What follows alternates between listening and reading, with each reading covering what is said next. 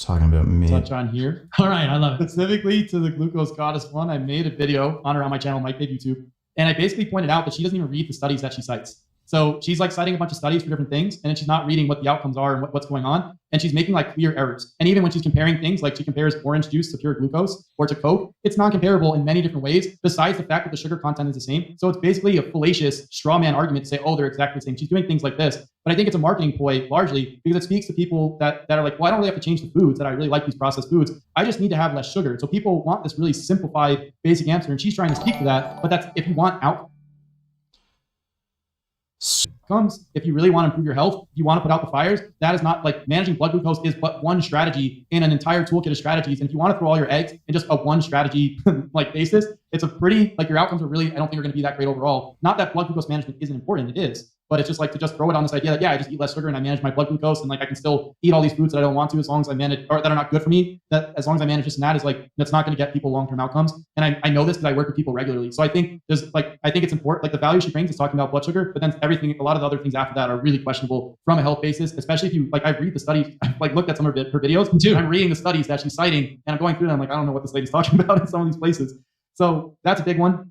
The next one I want to talk about is that I do have a guide on my website. It's called Nutrition Blueprint, where it runs down how to set up your diet. It's free. It's a video course. How much fat you need, what sources of foods work for your body that you want to use to hit those targets, and then are you hitting your micronutrients, and then maybe things right. And there are specific targets to do this so that it is not ambiguous. And that's extremely important to get those right. This is what I'm doing with people. That's why I make alternative practices. And we change his diet around, and now we're 100 pounds down. We're on 1/4 of the amount of insulin he's using. His lipid profile moves into range that's not atherogenic anymore. Testosterone increases. And so you see these changes from diet alone. We have supplements on board, but most of that was from diet because he was already supplementing out the wazoo. We're listening to all the podcasts and listening to all these influencers, but his diet wasn't right. And so once you get those things right, plant foods, animal foods, and again, like massive change in his outcomes, and he was on all the medications. James D. Nicolantonio and James O'Keefe. And basically they have a rundown in this article talking about how linoleic acid is directly implicated in cardiovascular disease. And they have basically 20. Linoleic acid is not implicated in heart disease. There's plenty of randomized trials in this. Doesn't do anything. If anyone ever wanted to know what was one of the most wasteful 21 points that obliterate a linoleic acid as like one of the primary promoters. And what they say here, I'm going to read a couple of them. They say greater amounts of linoleic acid oxidation products are found in LDL and plasma of patients with atherosclerosis. So they have oxidized LDL in higher amounts in people who have atherosclerosis. There's greater amounts of linoleic acid oxidation products are found within atherosclerotic plaques, and the degree of oxidation determines the severity of atherosclerosis. So the more oxidized linoleic acid you have in the plaque, the worse the plaque. A diet higher in Yeah, the problem is though, people who consume more linoleic acid have lower rates of heart disease. Linoleic acid or lower in linoleic acid decreases LDL's ability to susceptibility to oxidation. So less linoleic acid in the LDL, less oxidation. Yeah, so this whole oxidized LDL thing is bullshit. As soon as LDL oxidizes, it just gets cleared from your serum. No one, if you give them a serum test, no one's going to have a significant amount of oxidized LDL particles. There's a reason why they don't do that panel.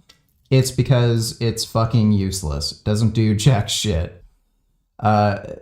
Oxidation does not seem to be a part of the progression of atherosclerosis. Now, when LDL particles embed themselves inside the arterial wall, they will eventually oxidize. Doesn't matter what kind of diet you're on. But the idea that oxidized LDL in your serum has any part to play in atherogenesis, there's just no data on that. Endothelial cells oxidize LDL, forming linoleic acid hydroperoxides. So when you're getting these oxidized LDL, it's usually from linoleic acid hydroperoxides or oxidized linoleic acid. Linoleic acid is the most abundant fatty acid in LDL. It's an extremely vulnerable to oxidation, being one of the very first fatty acids to oxidize. So we know LDLs with polyunsaturated. Let me see if I can find the study. Heart disease, systematic review and meta-analysis of prospective cohort studies. In prospective observational studies, dietary linoleic acid intake is inversely associated with coronary heart disease risk in a dose-response manner. So the more linoleic acid you consume, the lower your risk of heart disease. These data provide support for current recommendations to replace saturated fat with polyunsaturated fat for primary prevention of CHD. All they can do is talk about mechanisms. It's all they can do. Well, if you feed people linoleic acid and then you do this really specific fucking blood panel, you'll see that they have higher oxidation Doesn't matter. We care about health outcomes. So people who eat more linoleic acid have better health outcomes. Fucking retard. Just all they can do is talk about fucking mechanisms. Yeah. Fat and can readily peroxidize under being exposed to fires, which we're seeing in the metabolic dysfunction. They say a meta-analysis of randomized controlled trials in humans found that when saturated fats plus trans fat is replaced with omega-6 fat high in linoleic acid, there's an increase in all-cause mortality, ischemic heart disease mortality, and cardiovascular mortality. And then the last one I'll read. I'd love to see that meta-analysis. Here is that the oxidation of linoleic acid and LDL leads to conjugated dienes, which can covalently bind to ApoB, altering its structure, creating oxidized LDL. Oxidized LDL is no longer recognized by the LDL receptor on the liver, but scavenger receptors on macrophages, causing monocyte infiltration into the subendothelium. Let me see. On cardiovascular disease risk profile in individuals with obesity.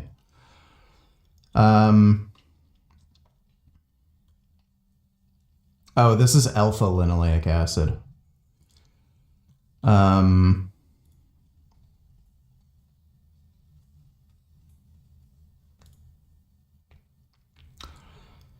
Effects of alpha linoleic, that's alpha linoleic again. Blood inflammatory markers. I don't know what meta-analysis he's talking about.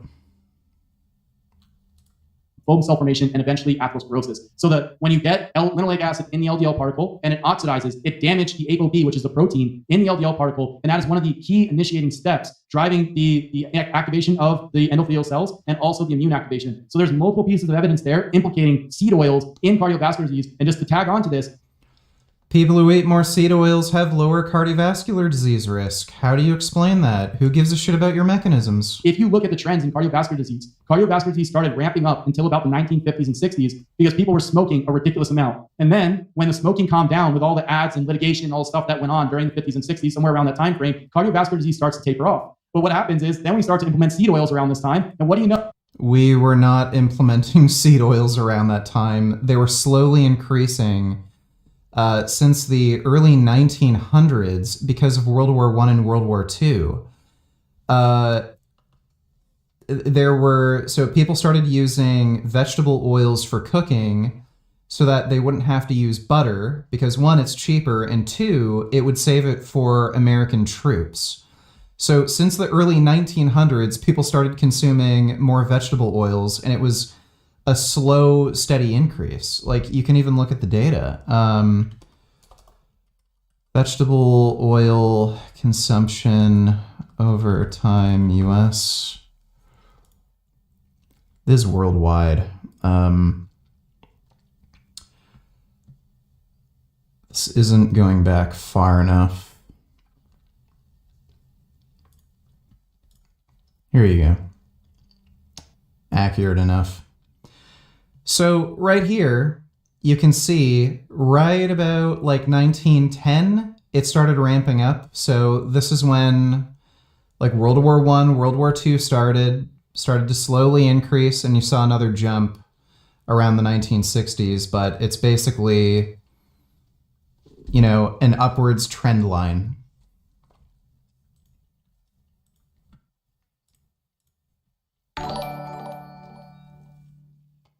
The trend of cardiovascular disease worsens with diabetes and obesity. And now researchers are like, we don't really know why we're getting all of this cardiovascular disease. And then it's like, well, if you start to look at the trends, yeah, so this is just retarded. He's making a spurious correlation. Okay, well, meat intake also increased over that period of time. I guess meat causes heart disease. with carbohydrate consumption, not with sugar consumption, but with seed oil consumption, omega-6 polyunsaturated fatty acids, soybean oil, canola oil, margarine, these types of things. What you start to see is, oh, wow, there seems to be some type of relationship with these disease processes and metabolic dysfunction and these seed oils. And so we're seeing some of these trends play out, and we have these relationships. And so the seed oil piece is a huge thing, and it's in every single food, almost every single food. You go to restaurants, they're cooking in seed oils. You eat packaged food, it's cooked in seed oils. And the worst thing is the seed oils in these foods are high temperature processed, which they're already damaged. Versus like people, oh, well, nuts and seeds have omega-6. Like, okay, I don't think that's ideal long-term, but most people are really just sucking up heated polyunsaturated fats from processed foods, or even if you go out to a restaurant, they're rubbing your steak down in grapeseed oil or canola oil before they fry it. So these are things to keep in mind in terms of your exposure, because these are some of the major, at least in my perspective, from what I've read in the research, and I think we would agree here that this is one of the major components driving some of these problems. Nope, it's not. You're just an idiot.